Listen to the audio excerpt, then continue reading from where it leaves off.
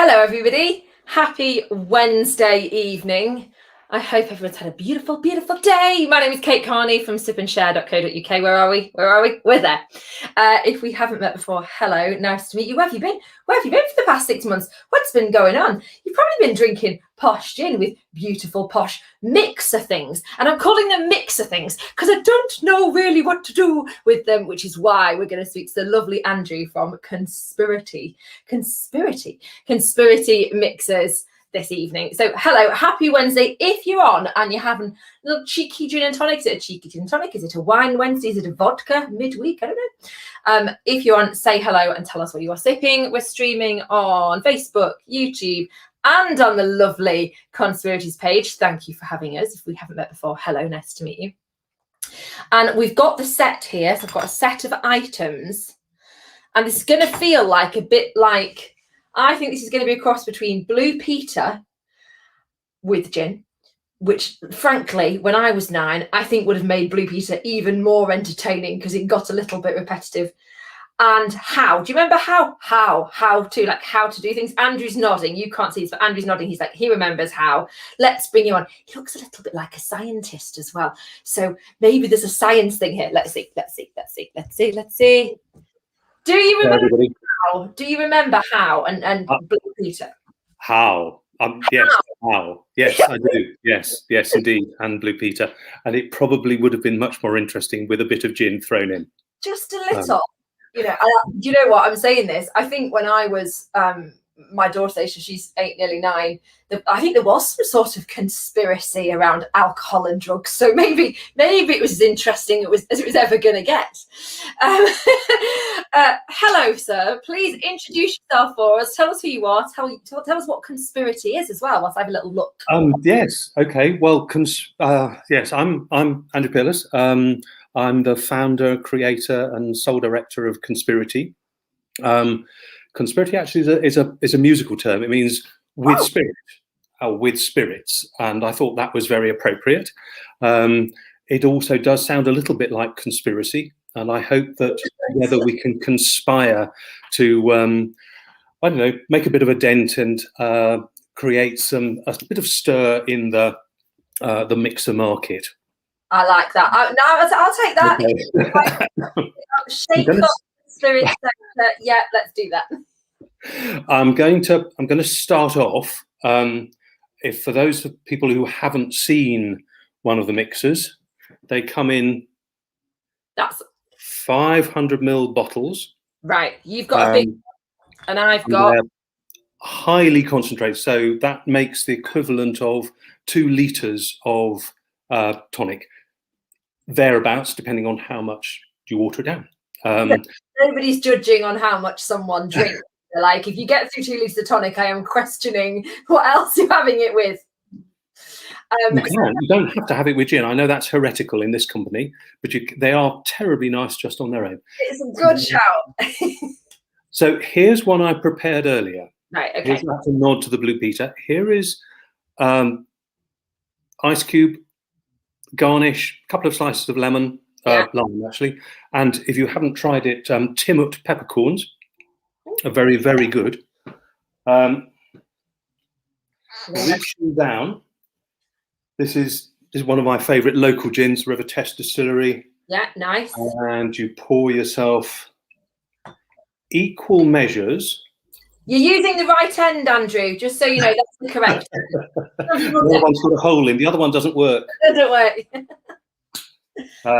Equal measures. So if you have use that end for the gin, then you similarly use that end for the mixer. So you've gone ice, garnish, double gin, so 50 millilitres of gin and 50 millilitres of mixer. That's right. Is that what it's called? Is it called a mixer or is it called a syrup? It's called a mixer. Well, I don't know. I started off calling them syrup. Is sort of in the tonic trades or the soft drinks trade. A syrup is a sort of technical term for the base before you mix the water in. And right. That's broadly what this is. It's tonic water without the water. So is it concentrated mixer? I don't know. It's concentrated tonic. Go on. Let me just finish this before I forget. Then you just add in as much sparkling water as you want. And you can control the concentration, obviously, and the volume. So you don't have to measure. Ta-da! Right. Cheers. Cheers. I'm going to do gently and enjoy. So, go out, please. Puppy. What? She's like standing in like something off The Shining, looking through the door, watching me. Okay, so I have in front of me a selection of these different types of mixers. Yes.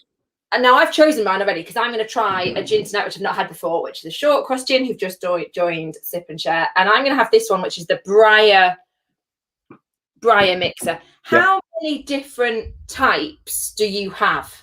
So I do 4 different blends. Right.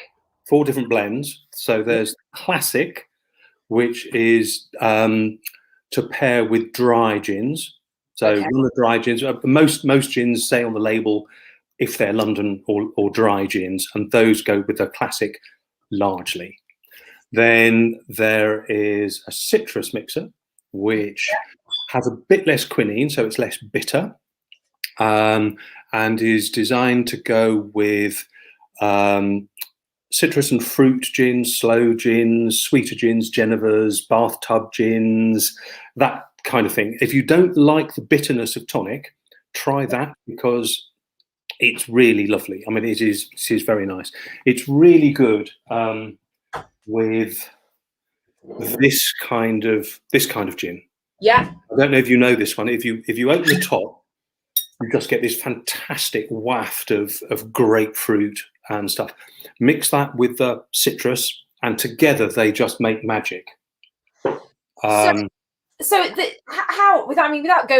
you giving away all your trade secrets, yes. How do you differentiate between them? I mean, like from your perspective, is just the recipe the balance of whatever's in it? I mean, what's in it? I'm not going to give all of the secrets away. No. Once we've gone through the 4 different styles, I'll walk you through the process I use to manufacture them. Right. Well, I'll find another gin that I can open. Let's try this one. Oh my good Lord. Right, there we go. There you go. You've been open before. Okay, so I'm doing ice, double measure of gin. Cheers. Well, Kate's doing that. Cheers. You. Happy Wednesday. Happy Wednesday. Okay, double measure of gin.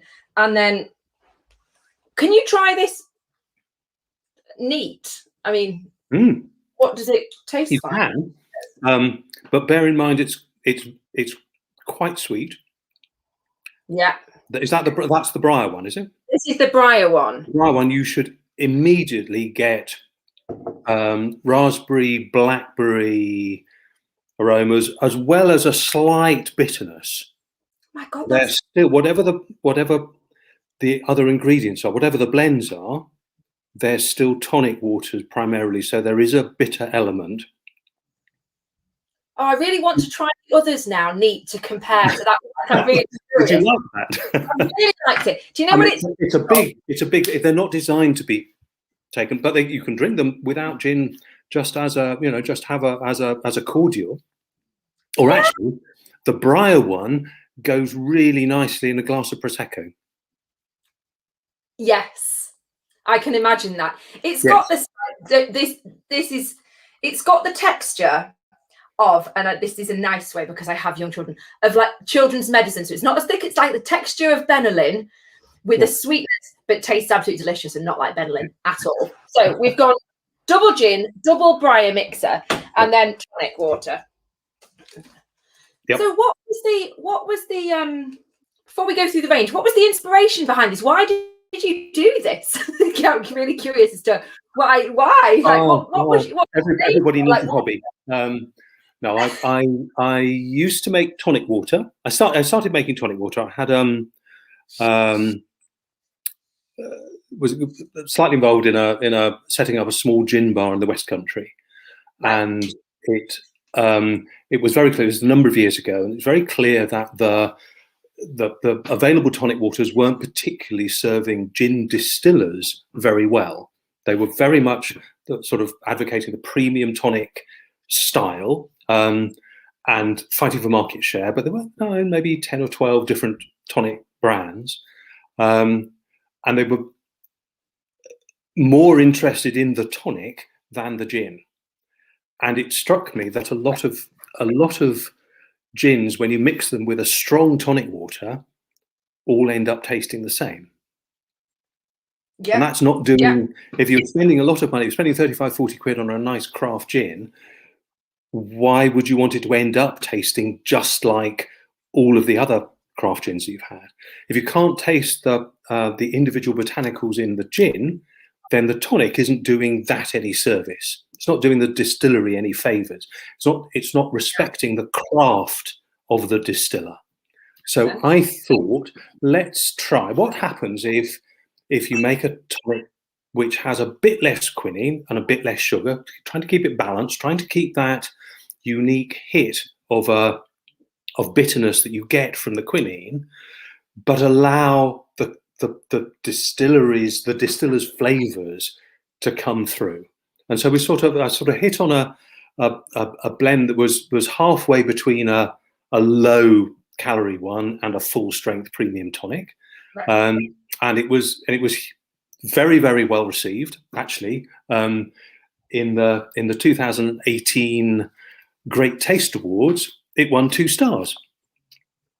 Excellent. Beating Fever Tree, which only got 1 star. So that's why they don't put the stars on. They don't put Great Taste stars onto their labels, because they're not the best. They were, beaten hands down. Let's face it. Insider. Then I was working abroad, and I had to sort of put. So I had to stop doing it. When I came back, the tonic landscape changed a lot. Instead of just being the 8 or 10 manufacturers, there are now 70 or 80 different manufacturers. Tonic. Everybody makes tonic. And I thought, well, what can I do that's slightly different? And I thought, I can carry on making the syrup, the sort of the base, and sell that to people, and they can add their own sparkling water or still water or water from what do they call it? What are those gadgets that make Soda Stream? That's right. Soda Stream. Or if you miss the fizz, you can use soda. Proper club soda cans of Schweppes soda water or something. It changes the flavour slightly, and so I'm very aware that. If you're a gin connoisseur, you might choose to use either a still water, as they do with whiskey, rather than a soda, because it affects the flavours of the gin. This is very, very interesting. So it tastes lovely, and it tastes light. It tastes kind of lighter than a normal tonic in a weird way. Not in a weird way, but it's like I can tell I'm drinking something different to tonic. It's got. The only way I can describe it is it tastes fruity, because I can taste the gin. I know I've put too much water in this as well. I wish I'd done it really slowly, but it tastes lighter. And I don't know whether it's like not quinine or there's not much quinine. It's very nice, and it's really interesting. It's a really different experience, isn't it? As a gin drinker, you're so used to getting that when I first launched it. I was sort of in a bar, looking around the bar, looking for people who looked as if they knew what they were doing and what they wanted. There was a woman, sort of, I don't know, probably retirement age, who was very precise about the sort of glass she wanted, the amount of ice she wanted, double gin and a tonic. And I thought, great. I watched her and I thought, great. I'll go and introduce myself and ask her what she thinks of it. And she took a sip and she said, it's a bit weak. And I thought, I was hurt, first of all. I was very disappointed. And then I realized what she was used to was this great big punch of sugar and quinine. And that's what she was expecting. That's what she wanted out of her gin and tonic. And I thought, actually, that's not a bad thing. That's a good thing. That's what I've tried to do. It's just disappointing that she didn't. That wasn't what she wanted. But I still feel, I feel very strongly that actually it's what a lot of people, once they're used to having less quinine and less sugar, that's where they will really begin to appreciate all of the skills of the individual distillers.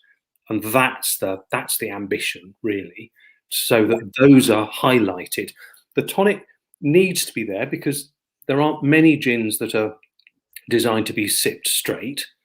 You know, I think there's a growing number, but it's still not the normal thing is to make a cocktail. And G&T is the simplest cocktail, and yet you don't want to overwhelm all of the flavors. I think the it's actually, so I've just given it a bit of a stir as well. So I know I put too much water in. So I'm like on my own learning journey here. And it's like you're drinking a gin and tonic, but it doesn't taste the same as a tonic. It's not like you're just putting tonic in. It's got a really nice, it's got a clarity, it's got a clearness to it. It's quite a funny thing to try and describe. Well, no, that's absolutely. I couldn't have put it better myself, really. Oh my God.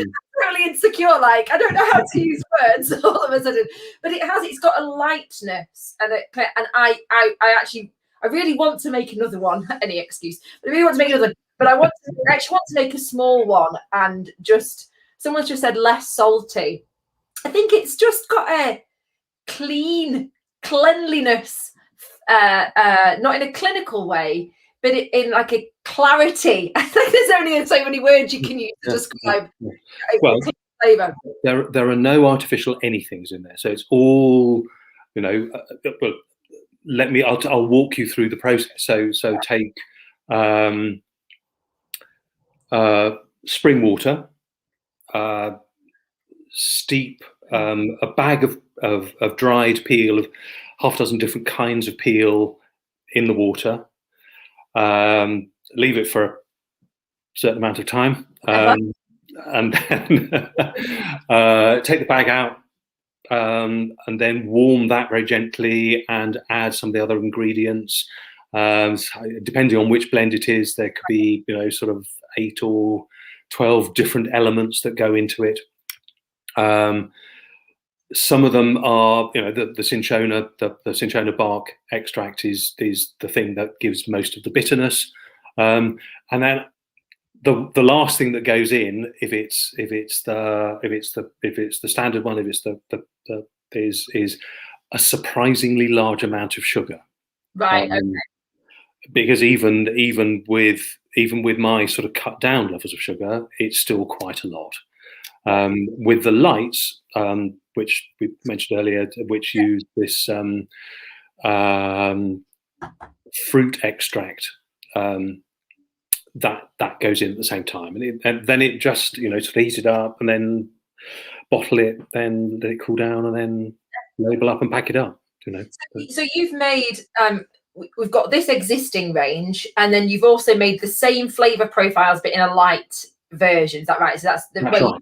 Yeah. So they use the same basic recipe, right? But I do need to. That one of the nice things about making it small batches is that you can tweak the recipe, and you think, well, hang on, because the sweetener is such a big element, and when you use a different kind of sweetener, it throws some of the other things out of balance. Yeah. And so you then have to adjust it. So the aromatic, which goes with spicy gins, aromatic gins, and actually, let's face it, quite a lot of dry gins as well. I really like it very much. It's a bit like if you like a dash of bitters. Yeah. Angostura bitters. It's a bit like that, and I think it's lovely. I think it lifts a lot of otherwise slightly dull gins. Gives them some. Sorry, you're not allowed to say that, are you? You are. It's funny. It's good. It's the world, my God. Yeah. Yeah, that's what part of this is about, isn't it? It's that extra dimension. Actually, I brought some grapefruit bitters up because I was thinking about how bitters would work with it. So the aromatic one, I'm just reading, an elegant infusion of exotic herbs and spices, including word I can't pronounce. Cinchona. So that's the quinine, cinchona bark. Okay, cardamom, cacao, lime for aromatic, spicy, and dry gins. And you sell all of these. I know on Sip and Share we've got a set, haven't we? Have we got your full bottles on as well? I'm just having a little memory. Yes, I don't think we've got the lights on yet. That's, and I met Lorna earlier. That's on there. They're on their way coming on. So it is that's interesting about this. It's a behaviour change, isn't it, for the gin drinker? And that, as we well know as business owners, is the hardest thing, to get someone to change what they do, because you default to the can or the bottle or the big bottle. You know, you see yourself as the mini can or the bottle are the more expensive treat because it's the one shot sort of thing, you know.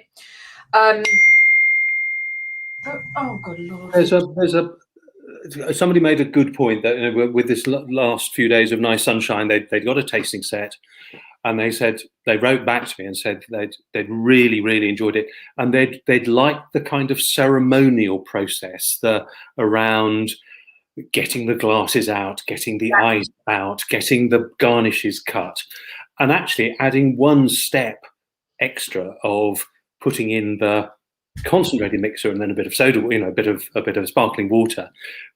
It's only one step out of 7 or 8, and it becomes like a tea ceremony. I think, you know, it makes it slightly more formal, and trying to encourage people to think about the combinations rather than going to the default, because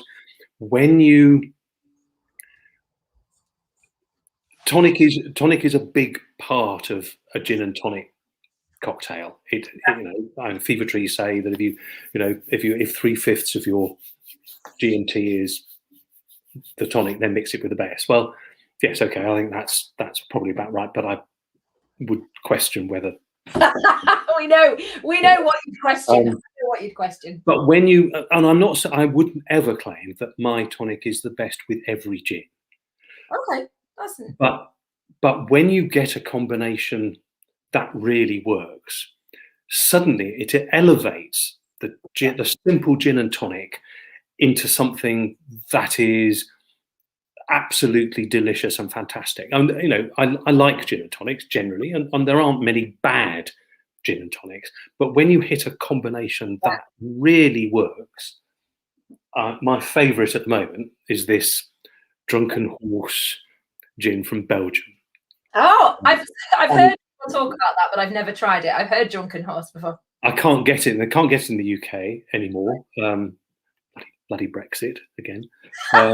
No, it is. It is. I used to be able to get it from Vinotis in France, and they just said no, we're not shipping to the UK anymore. Right. So it's a real problem. But when you get those magical combinations, suddenly they're fantastic. With the berry. Oh. So this is the Scottish raspberry with the berry. It's another level of enjoyment and pleasure, and it's finding those. Now I've got a sheet of gins that work really well, but I haven't drunk all of these, but you know, people tell me and say, oh, I tried your mixer with this one and I thought it was fantastic, so I add it to the list. Of course, it's all very much a matter of personal taste. You know, might not work for everybody, you know. But I think I think the few things you've said there, the being conscious and not going to an auto default setting, you know, there is more theatre now in making your drink. You know, with Instagram, people taking pictures of the drink. I mean, our house is a running joke that you can't pour a glass until I've taken a picture of it. It drives my husband crazy. But the more theatre, the more flamboyant and beautiful glasses, the different styles of bottles, there is more theatre with the craft gins, and they do take their time in you know, the glasses, and they're making the bottle and the label and all that sort of stuff. So your products fit perfectly within that. And I think the behaviour changes. And I remember the first time I tried this, is it's getting your head around the fact that you're going to pour a gin and then you're going to add something to it and then you're going to add water, because we're used to not water. And I know it sounds really silly, because people, you'll make a cocktail and they will add a gin and then a syrup, and that's, if you think craft gin club and you get syrups and people add a syrup, and because this is like an unknown entity, until you've had it and you've experienced it, and that's the hardest thing, isn't it, as a business owner, is getting your product into people's hands and trying it. But it is one of those things that actually, when you do it, and if you have a breadth of gins, which lots and lots of people do, that it gives them that choice, it gives them that variety without having to buy a whole crate of one thing or whatever else. So I think it's really interesting. Well, I think it takes up that there's lots of arguments for it, and I suppose there are just as many arguments against. It's one extra thing to think about. I think they're delicious. But then I would be pretty stupid if I didn't believe in them enormously strongly. I think they're delicious as well, to be honest. I think it's that it's almost just consistently using them and getting into that habit, isn't it? Because it's the forming of a habit. And I think if you are being conscious about the choices that you're making, and now you've got the light version, which Lorna has just messaged me and said the light versions are on the shops, they're on Sip and Share, which is awesome. Lovely, brilliant, well done. That it is just an interesting alternative, and there are an increasing amount of people who don't like quinine, who are saying, I want to have a drink, but I don't like quinine too much. I don't actually like tonic. So would you say that there's a particular one in this range that for the people who are, I don't like tonic people, yes. That they would go for one of these? Absolutely. So the citrus is the one that if you don't like tonic, try that. It has some bitterness to it because it's still a tonic water, but the bitterness is more gentle, and it's designed to go with sweeter gins and not fine. So if you like things like Brockman's, the sort of the sweeter gins like Brockman's, which very, very heavy, absolutely perfect with that. I've mentioned the pink grapefruit, the Chase Williams pink grapefruit, that kind of gin, light summer gins as well. So anything Geneva's, bathtubs, some stuff. Sort of thing. So what's next on your? I mean, you've just launched the light version, haven't you? You've only just happened. So what's next? And getting the light version. Is this a new bottle? It is. Oh, it's beautiful. And it's plastic. It's recyclable plastic. Excellent. I'm a bit torn because it doesn't have the weight of glass. Doesn't feel quite as solid. And I need to try it, and I need to sort of do some sampling with it. But in terms of environmental impact, it should be a good deal less. Just the weight of shipping it around and breakages is another factor. So yeah, I just need to work at getting more people to react in the way that you've done, to say, oh golly, this is nice, isn't it? Actually, Robin, one of the members, has said, I'm sensing a Sip and Share tasting evening with a miniature of tonic and complementing spirit from a Sip and Share distiller, Kate Carney. Right, Robin? Absolutely. Lovely. Yes. There is, do you do, the distillers, obviously, when they send out tasting kits and whatnot, they often send out mini tonics, right? Yes. So have you made anything smaller than this? Have you looked at that? And I guess that's pretty hard, right? It's pretty expensive. That's partly an economic thing, because basically all the bottles cost the same. So that bottle costs more or less the same as that bottle. Right. Yeah. So economically, putting it in even smaller bottles doesn't. Yeah. It doesn't. I may as well put it out in the 150 mils. That's the equivalent of 3 200 ml bottles of pre-mixed tonic.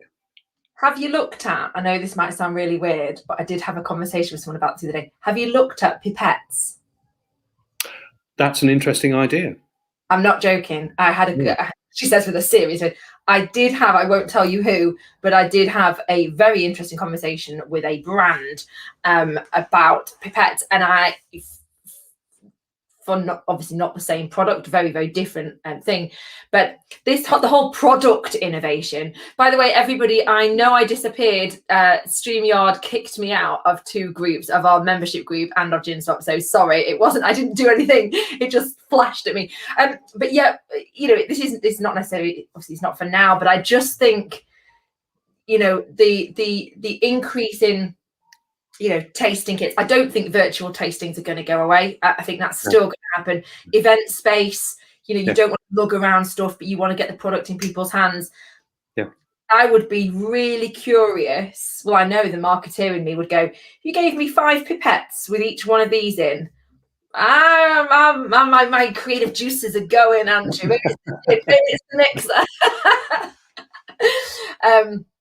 But yeah, I think it's really interesting. And actually the plastic bottle, just to go business for a second, I think the plastic bottle is actually a really good shout, because although it doesn't have the weight and maybe the sort of physicality of a glass bottle, you do expect your tonic, in the fridge. Oh, they look so nice. Cute, aren't they? They are cute, and they look classier, I would say. They look that little step up. So yeah, good shout on that. I don't think anyone's gonna stress about that. There's lots of love. People are saying this is really interesting. So these sets, everybody, are on Sip and Share. Andrew is really kind of giving us 10% off. So as always, the price you see includes delivery. So I would really encourage you. They do look sleek, Heather. Good shout. They do look sleek, the new bottles. Well, that's. Thank you very much for the feedback. That's really useful. I mean, I say it doesn't quite have the same heft that the glass bottles have, but I think if people look at it and say, actually, that's cute, then that goes a long way. Yeah, and we're used to having, I think, something like that that's going to go in the fridge, or that it's going to go next to your sparkling water. Yeah. I think we're used to having a large bottle of sparkling water, your San Pellegrino or whatever, in a plastic bottle. So yes. And it just goes in the recycling. It's just easy, and I hope people would understand. That it's always a bit of a balance between one side and the other. But if I would come down in favour of the PET bottles. It's a nice looking one. Yeah. All right. So just to remind everybody of the entire set that you have. Okay, so you say it out and I'll hold it up. I'll hold up what I've got here. Right. Name one. So the classic. Yes. So this is the basic, your standard premium Indian tonic water to go with dry gins. Sometimes these are not hard and fast rules, only recommendations, and it's all down to personal taste. And there are always exceptions. There's a fabulous dry gin from Manchester called Worsley Gin. So Worsley. Yes, I know Worsley. Is there? What, do you know the gin? I mean, I know Worsley. That's weird. It's fabulously expensive, but it's delicious. But it goes really well with our citrus one. It's a dry gin that goes really well with a citrus gin, a citrus tonic, and a slice of pear. It's who'd have thought? So the next one is the citrus, and that's the one which has less sugar in it. Sorry, less quinine in it. No more sugar, but because it's less bitter, tastes a bit sweeter. And really, if you don't like the bitterness, try that. Okay. Really good with fruit gins, sweeter gins, bar-type gins, Genevers, that sort of thing. Then there is the Briar, just really very berry, full of berries for bramble gins. Raspberry gins, the Cairn Scottish raspberry gin is just ace with it. Just found out you just want to sit and walk across Scottish hillsides. Scottish hillside, throwing glasses with a long white dress on and hay in your hair, drinking a Conspiriti Briar mixer with absolutely. And then we have the aromatic, which is spicy, herby, goes very well with. And remember, I'm referring to my list of particularly good combinations. I tell you what. It's an unusual gin, but the Four Pillars Bloody Shiraz. Oh, some of the members have this one. I know they talk about it all the time. Right, it's a stunning gin, but it's really difficult to pair with because it's got so much of its own flavours and interest. The distiller I met at Junipalooza in June 2018 must have been. And he said it was the best combination. It was the only tonic he recommended with the Bloody Shiraz. So it's just one of those. It's the Drumshambo Gunpowder Irish gin works really well with it. I've been told. I tried it. The Winchester Distillery's Winter Wassail gin is really good. Duck and Crutch Kensington Dry gin. The Apothecary gin, which is very lavender strong. It's not a spicy gins, aromatic gins isn't a specific field, and by definition, it's very diverse, and so it's hard to pin it down. But I think it should be all about experimentation and finding those combinations that really work for you and your palate that you like and that you think, what shall I have today? Oh, I tell you what, I want to have that one again because I really enjoyed that. Or it might be, oh, it's a bit cold. I don't want one of those. I'll have one of these, and try different combinations. Try and there are how many distillers are there? Distilleries. How many different brands of gin are there in the UK now? Really, about 500 in the thousands.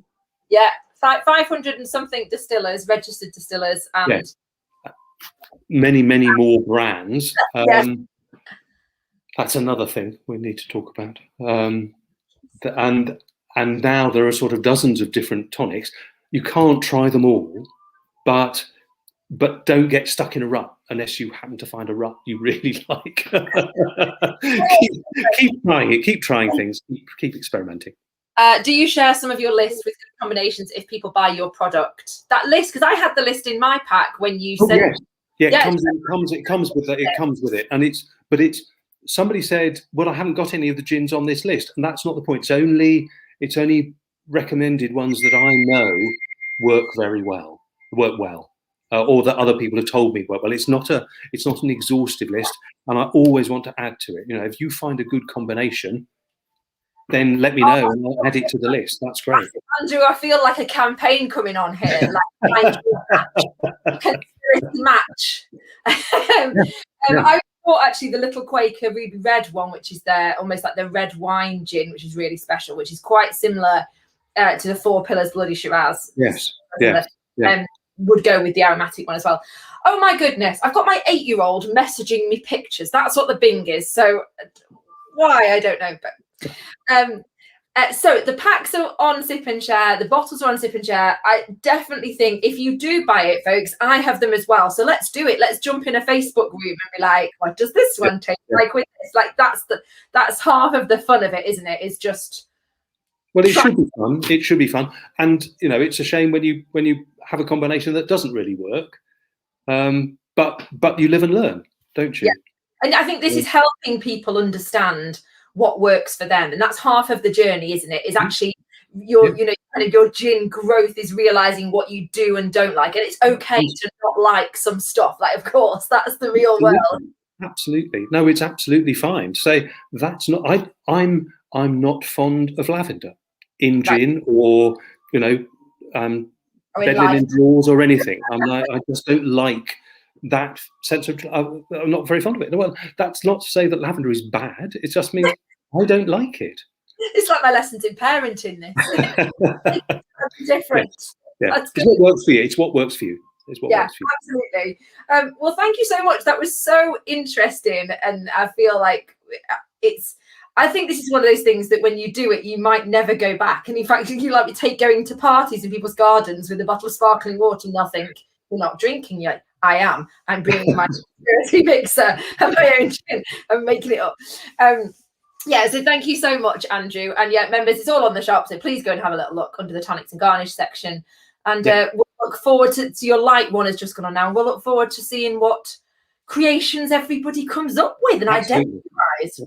Absolutely. Fantastic. Thank you very much. Been really nice talking to you. It's been an absolute pleasure. So let's do it again sometime.